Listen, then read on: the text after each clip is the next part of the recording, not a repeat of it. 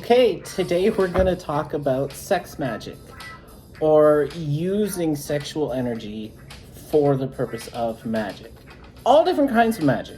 Like anything you can think of that is covered in witchcraft, you can use sexual energy for, plus some things that are exclusive to sex magic. Why? Well, so much of what we do relies on meditation and altered states of consciousness. Now, for many years in French, an orgasm was called la petite mort, or the little death. And if you really think about it, that moment of orgasm is an altered state of consciousness. There's like an emptying of your mind and a moment where there's almost nothing in there except for pure sensation, right? There's not a bunch of thoughts running around. There's just sensation and an empty mind. Sounds a lot like meditation, doesn't it? All right. Let's approach this topic with an open mind and a sense of humor. I find that's best. I am a school teacher, suddenly realizing how I'm dressed on the internet, but I do teach about sexual health in class, and I always tell everyone, look, we all come into this topic with our own baggage and our own set of morals and beliefs and backgrounds and fetishes. But if we approach it with just an open mind and a sense of humor, we can get through it. There's even that show Community where there's like, I think we should all say the word penis to take away the negative power of the word. Penis, right? Sorry, I don't know why that popped in my head right now. You should know that this can be a dangerous form of magic in terms of the risks. Obviously, when you're talking about sex, all those risks that would normally apply, STDs, pregnancy, rape, all of those still apply. But also, especially when we get into some of the later topics that I'm going to discuss, the emotional intensity can be a bit extreme. Like, I'm going to be talking about invoking deities. And also, this is advanced. Beginners, I was going to say shouldn't try this, but you wouldn't even be able to do it. So, this is for advanced practitioners of magic, and if you've never invoked a deity before, it can be pretty intense, physically and mentally. And if you're going to be invoking deities and incorporating sexual activity, same thing applies. So just be careful. So we can do this solo. There are things you can do solo, and there are things you can do with a partner. Orientation does not matter. There are things going to be described that involve partners, and it does not matter if it's two men, two women, transgender, whatever.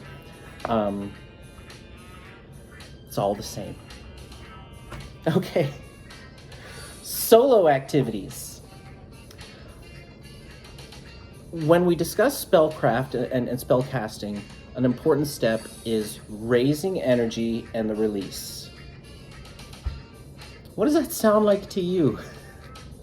So you can use, as just in terms of spell casting, you can try raising some energy with a very powerful release. You can masturbate.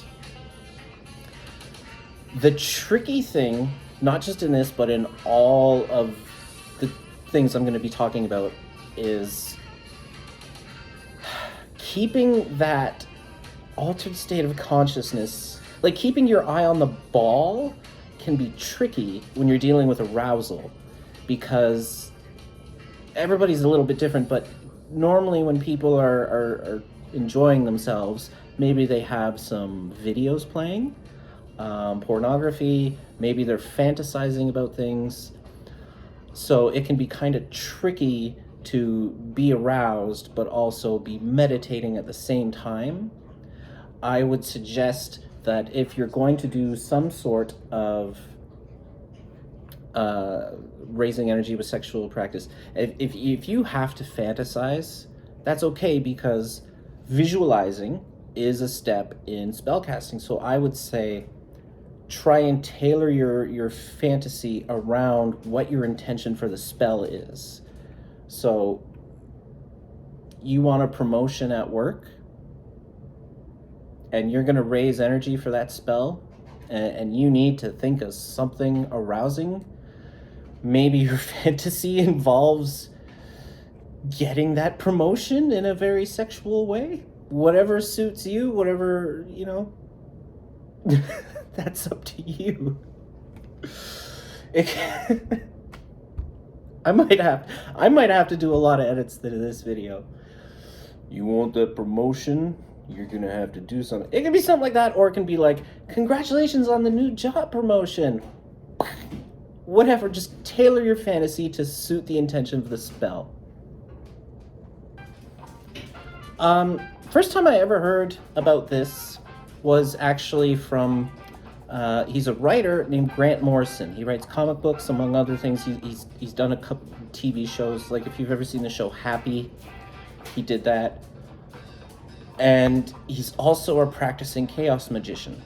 And the first time I heard him talk about this was first in a podcast, and then also he did a speech at some sort of occult convention. I forget the name of it, but you can find the video online if you type in Grant Morrison on YouTube. Very smart guy, and he knows a lot, and he is a practicing chaos magician. And he talks about sigil magic. I assume that if you've made it this far, if you've ever typed in anything about witchcraft, usually the first things that pop up for beginners is sigil magic. So I don't want to make a video about how to make a sigil, because I feel like everybody's done a video about that, and you've probably already seen it. So just know that charging a sigil, one great way, number one most recommended way to charge the sigil is to have an orgasm and focus on that sigil. So again, that's tricky. You want to be thinking about the stuff that arouses you, but instead you're picturing a symbol in your head. Some people might find that a little difficult. So you get your sigil, you're prepared, you're ready to charge it. Enjoy yourself. You can do this by yourself. You can masturbate and have the orgasm, and at the moment of the release, you're picturing that sigil. Or you can do this with a partner. And a fun way to do this with a partner is painting the sigil on each other. Right? So then it's there. It's right in front of you. You can see it the whole time. And that can be fun. Like, you can use that in foreplay. You can paint the sigil on each other as a fun little warm-up. I need to pause again. Okay, deities. Another way of using sex magic is... Okay, first of all, I haven't done everything I'm going to talk about, but I've done some of it. When you're petitioning a deity, you can make an offering. That offering can be sexual energy. And I'll tell you a story about, I petitioned Jupiter for, it might have even been about my business spells and fortunes, like to help it succeed or something. I forget the exact details of what I wanted from Jupiter. Did my little petition ceremony, yada yada, went well. Later on, in the shower, I had an experience. And with a lot of witchcraft, sometimes you have to wonder, did I just imagine that? So ask yourself instead, would I imagine that? And the experience was Jupiter coming to me and sort of being like, hey. And things happened, and the important takeaway was, this was hands-free. I did not do it myself. This was I'm visualizing, why am I picturing Jupiter right now? What's going on? Oh, this is getting erotic. Okay, ooh, I feel something. And it was hands-free and it was enjoyable. And I walked out of that like, did that just happen? Did that really just happen? Did some divination? Yeah, that happened. And it was consensual. So I've done the sigil thing. There was that experience with Jupiter.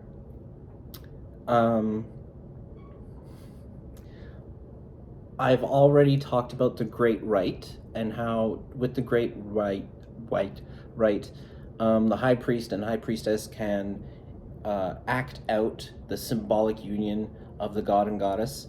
This can be done with invocation, so they can invoke these deities and perform that rite. And this can be done to sort of achieve, well, again, I was going to say blessings, but it sort of depends on the intention. What is the intention for the coven meeting that night, right? This can be done to, like, for the spell, or it can be done with just spreading out blessings. It doesn't even have to be the traditional god and goddess. It can be other gods. And those gods, whatever they represent, those will be tailored towards the blessings, right? And this has been done historically throughout time. Like, I can cite general examples. I don't have like very specifics, but like this has been done to help crops grow. This has been done to help soldiers win battles, right? Invoking a deity, other partner invokes another deity. Together they meet, they unite, channel that energy, right? Raise it, release it, and achieve what their intention was. I might have to go back to this book. I'm going to have a book recommendation after this, but I might have to stop and check in with this book again a few times. Warning about using the deities. Like, if you're going to invoke deities and perform a sexual act, that can be risky if you pick the wrong deities. You don't want two deities that don't get along, because that's not going to go well. Do I know specifically what would happen? No, because I've never done that, and I've never done that with two deities that didn't get along. I'm just saying, use common sense. If you pick two deities that are at odds with each other, it's not going to go the way you think. And before you do any deity work, have some base knowledge on the mythology of that deity. Get to know that deity first. Don't just appeal to a random deity and then say, hey, do me a favor. That's not a good idea. You're messing with a being that is far beyond you. So you definitely don't want to invite. It would be like asking Jesus and Satan to have sex. What do you think's going to happen? Do those two mix? No, they don't. So don't do it.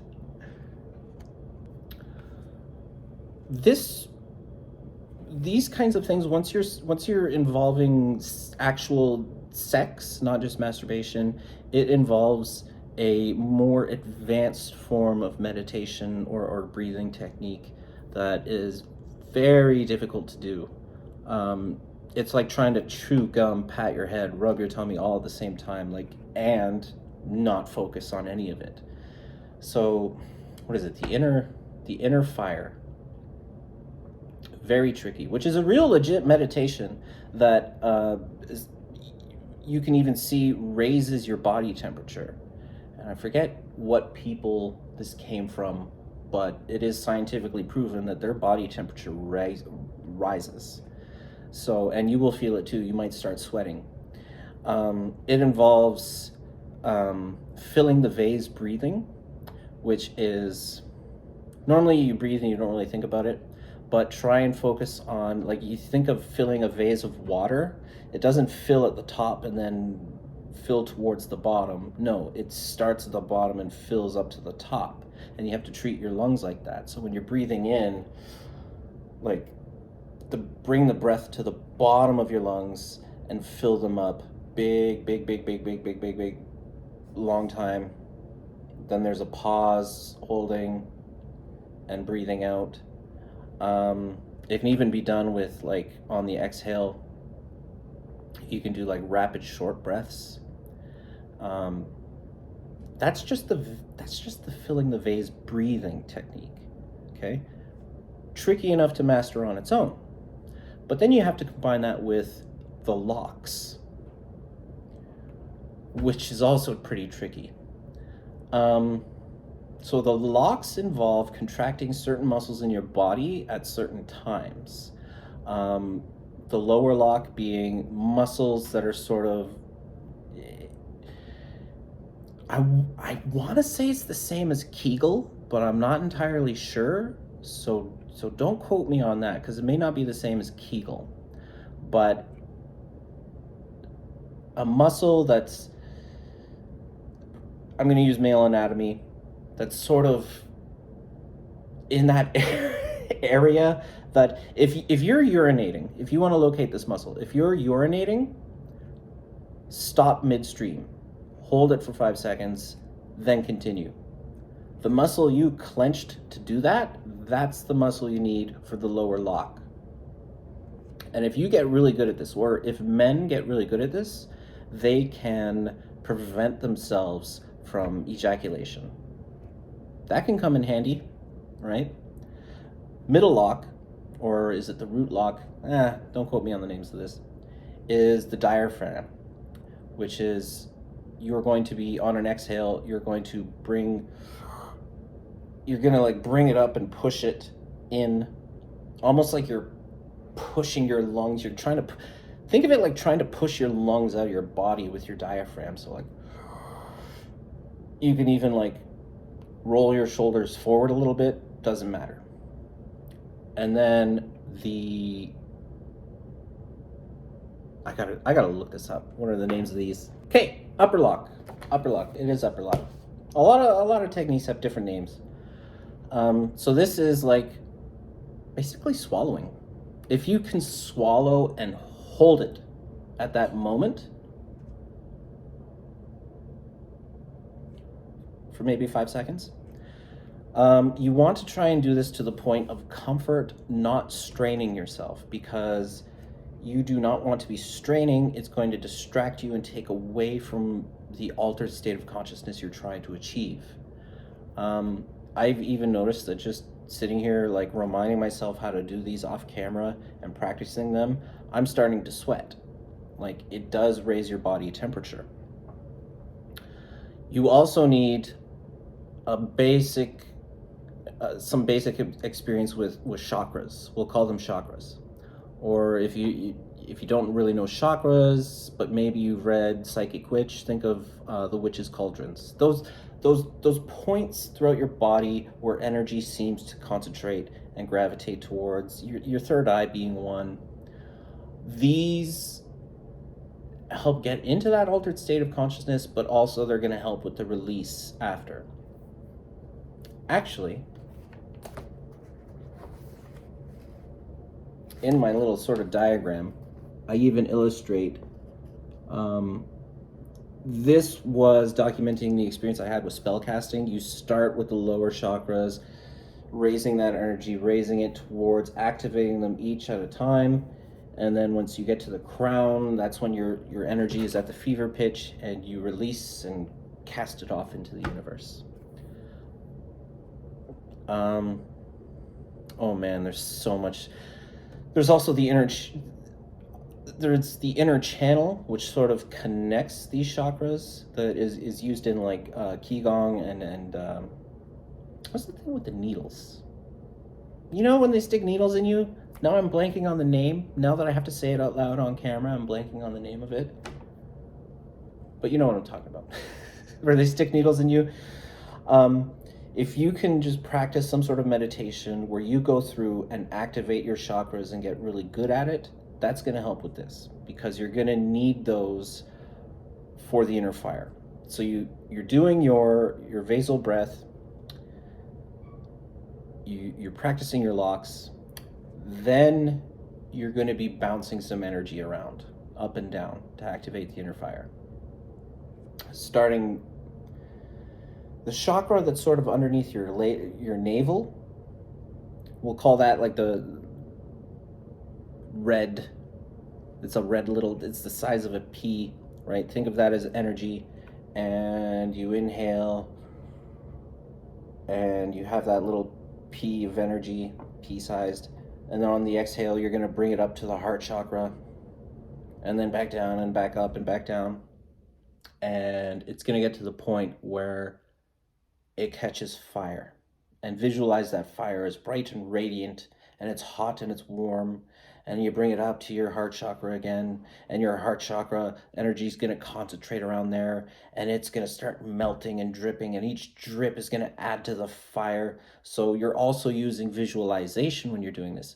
So you're doing the vasal breathing, you're doing muscle contractions in your locks, and you're doing the visualization of this energy, and you're also feeling it. So there's a lot going on. It's very hard to do.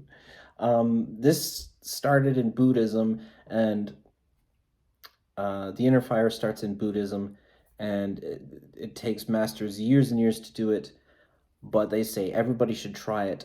And once it started being incorporated into sex magic or sexual practice, there's a story of someone who's training under the Dalai Lama and says, like, they said, you should be practicing this technique for 6 hours a day. And the student said, I don't have 6 hours to practice this. Are you married? Yes. Okay. Practice this when you're having sex, and have sex at least 3 times a week. And they achieved all wonderful results doing this. And then that's where that sort of technique and combining it with sex magic sort of took off from. Why do I know so much about this? It's a fascinating topic. So the inner fire, that's going to be needed for a lot of this work. Okay, so like I said, if you have 2 people invoking a deity, they need to activate that inner fire. First, you have to invoke, you got to set aside your ego. So just meditate for a second or two, and then just picture your own self dissipating. Invite the deity in, do the inner fire. Your partner's doing the same thing. You spend a moment sort of sitting across from each other, looking into each other's eyes, trying not to laugh. And once you both have that inner fire going, you both have that breathing going, then you can join. And then there's a couple things to do once you're there. I'm going to show you something. I'm going to show you some pictures. Okay. Okay, so this depicts, these flames represent that he's doing the inner fire, she's doing the inner fire. They unite in the middle. They even have their third eyes pressed against each other. And they are doing this practice right here just for a blessing in this particular position. This is just 2 people who have invoked deities and are doing this right for a blessing. And I also noticed when I turn to these pages that there is a few things I have underlined that is worth mentioning. I also mentioned, like, it's really tricky to do this without laughing with your partner. It's really tricky to do this and keep that altered state of consciousness, and also be aroused, and also focus on breathing, and also focus on visualizing. Like, it's a lot to practice and a lot to get right. In terms of what are you focusing on to be aroused, you are trying to focus on your partner as being a divine being, right? You're not thinking of naked people, you're not thinking of erotic scenario, but just trying to be aroused by the pure divinity of the other person. Okay, so here we have, I attempted this method, but partner and I could not get it to work because we just kept laughing. So again, you have that inner fire activated, you're doing your breathing, but you also want to be in unison with where your individual energy is. So if I'm feeling my energy around, say, my lower chakras, or like my navel chakra or heart chakra, I would communicate to my partner, hey, that's where it is. They would try and match their energy and try and bring theirs towards the same chakra. And you get to the point where you are like a connected circuit, right? Where you are, and let it happen. Don't try and force it, but just see where it goes. So one partner may be on the receiving end at first, where the actually feel the energy flowing into you. And then what you'll notice is it sort of bounces back and forth, where you might be on the receiving end of that energy at first, but then you're sending it. And it sort of cycles between the both of you, right? And an important thing about the technique is this is not your traditional, going to town. This shouldn't involve any thrusting. This should involve internal things like he can be flexing his erect penis. She can be contracting her muscles to sort of milk the penis. But this should honestly be a very chill, this should not be like your traditional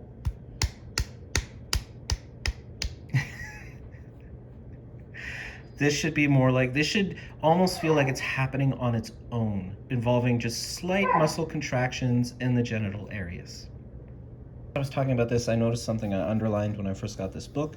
So, sending energy heart to heart and through the navel chakra directly will create a tight emotional bond and also assist in perceiving the illusory nature and reality, creating a loop between the genitals and third eye. This will help cultivate astral sight, projection, and lucid dreaming, creating a wider loop between the star and earth centers that lie outside the physical body will speed one's spiritual ascent and connect one further to heavenly powers and chthonic realms. Basically, whatever chakras you're focusing this energy around is going to have different effects. Third eye chakra is great for divination, astral projection, dream work, others for different purposes. I'm more of the expert on the third eye. I use the third eye for a lot of things, as you can tell from my purple candle.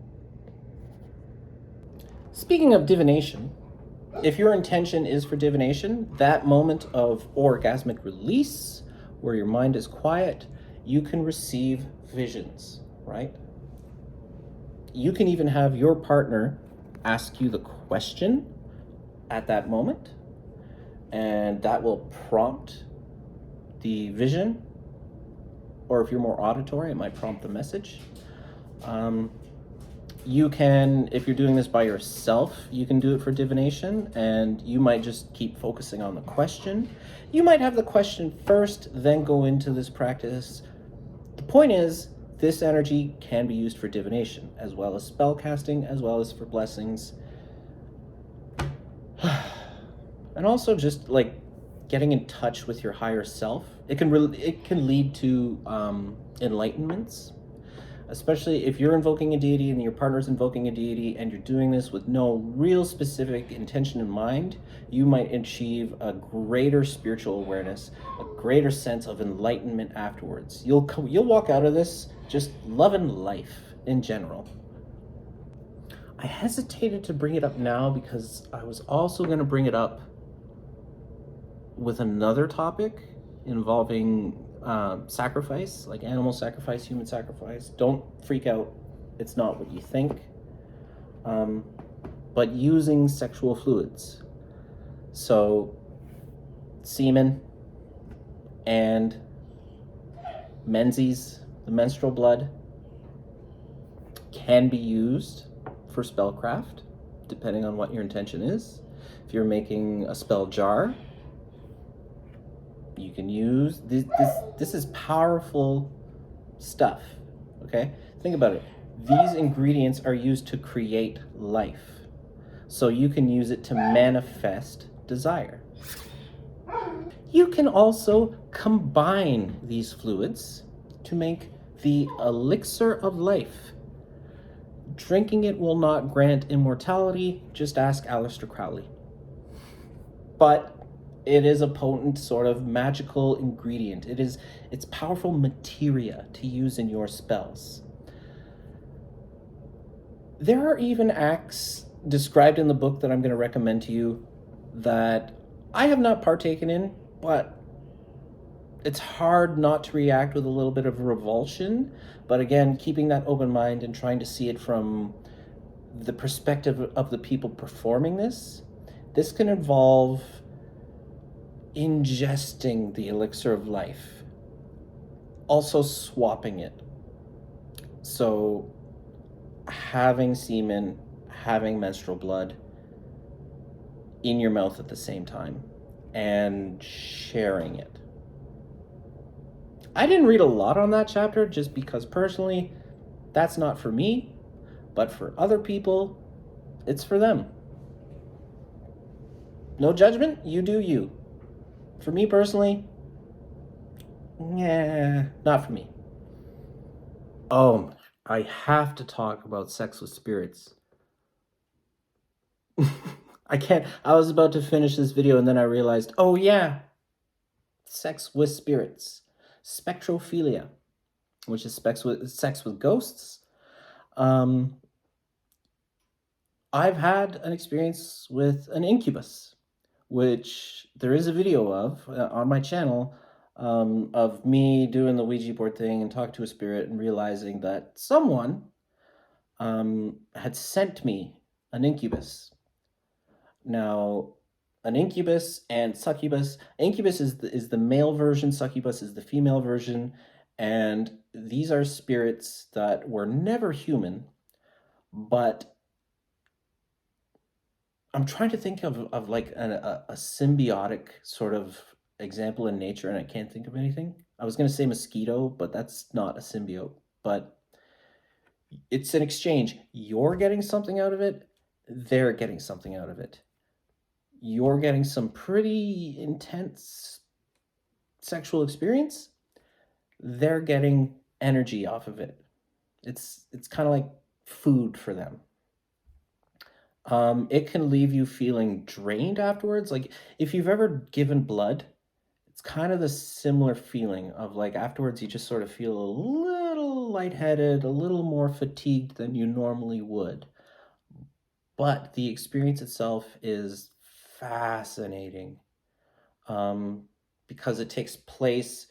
You can feel the physical sensations.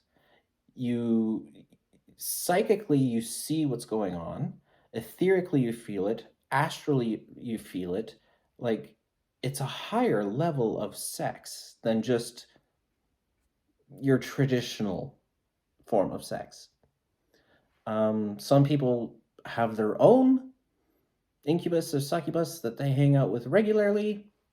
For me, it was just that one time. And I keep trying to remember, oh yeah, I should. It's like an old ex. You're like, oh yeah, I should give them a call, see what they're doing. I keep forgetting. Maybe after this video. There's also the idea of servitors, golems, artificial spirits that you create yourself, which could be its own video on how to do that. But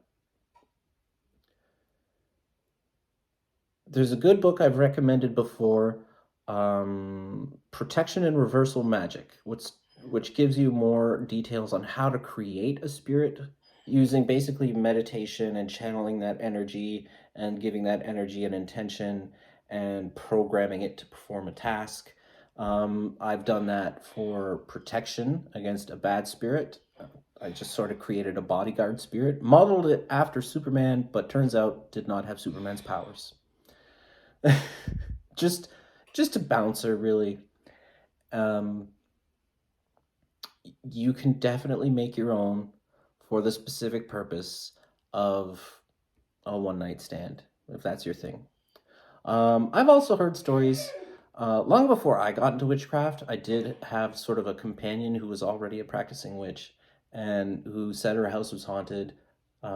She lives on Lake Huron, and her house was haunted by what she called a sea captain, which doesn't make sense because Lake Huron's not a sea, but basically a ship captain. And just one day, this ghost made the moves on her, and she said she just described it to me, and at the time it was like I was like, oh wow, that's interesting. I didn't know that could happen. Don't entirely know if I believe you, because maybe you just imagined it.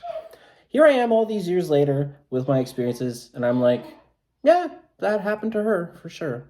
And it is something that you can Google this, and people have reported experiences of spectrophilia, sex with ghosts.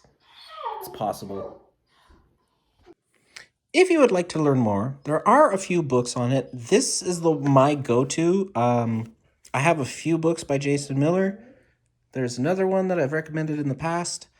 This has so much. Like in preparation for this video, I started like tabbing some pages, and I just there's so much, and I only scratched the surface of sex magic. There is tons and tons and tons and tons and tons and tons and tons of ways you can use it. There's even information on how to invoke. I'm sure there's techniques that I did not talk about. Oh yeah, like even celibacy. Celibacy, being chaste, is another form of sex magic. You're holding on to that energy for a higher purpose. Maybe it's for purification, for a ritual. And the idea is that once it's finally released, it's going to be extra powerful. Oh, and if you don't know what a sigil is, there's an example. I'm just trying to think. This chapter's about the elixir of lice. This talks a little bit about the artificial spirits I just talked about. Homunculi. No, I don't know much about them. I don't know if, like, they talk about people being created through an unnatural type of birth. Are these real people or more of a spirit type? I'm not too sure. My expertise is not on homunculi. But there's so much. I'm just trying to think. I forgot about this.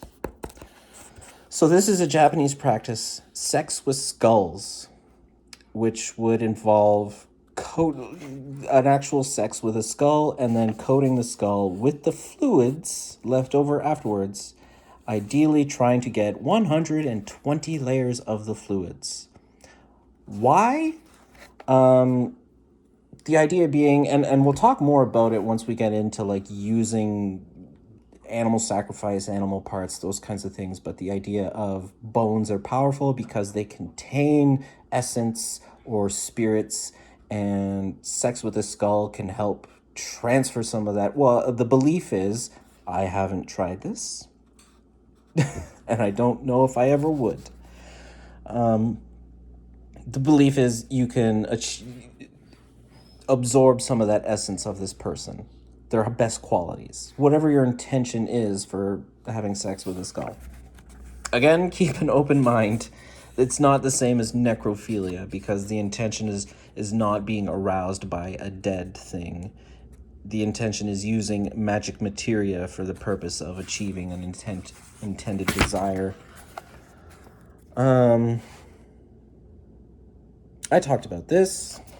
Anyway, excellent book, Sex, Sorcery, and Spirit by Jason Miller. Highly recommend if you want to learn more about it. But again, it's advanced. You can do the sigil by yourself as a beginner.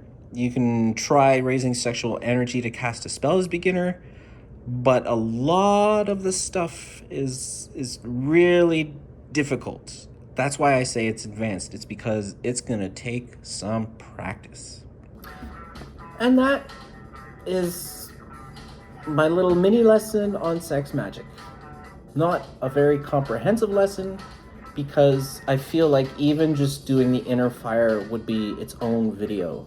Each of these topics could be its own video on its own. So, let me know, let me get your feedback in the comments if you would like me to dive deeper into some of these topics, or if you have a request for a certain topic that hasn't been covered yet. And also, I want to thank the person who left a comment saying, I don't know why you don't have more subscribers. How do you even get subscribers? I don't know how videos go viral or not. All I can say is if you like the material I'm producing, recommend me to some people. If you have witch friends who are into the occult, send them a link to one of my videos. They might be interested. Because my intention with these videos is to teach you things that I went looking for and couldn't find, and had to sort of dig through all the books to learn this stuff myself. A lot of people give very just basic introductions to witchcraft and tips for beginners, but when it comes to the more advanced stuff, it's hard to find videos on that. Hence why I'm here. Thank you very much. Have a wonderful day. Have a wonderful new year. Happy 2024. It's been a while since I talked to you, but I've been busy and I've had some drama going on, which I have a story about divine synchronicity that I'll have to tell you about, maybe next video.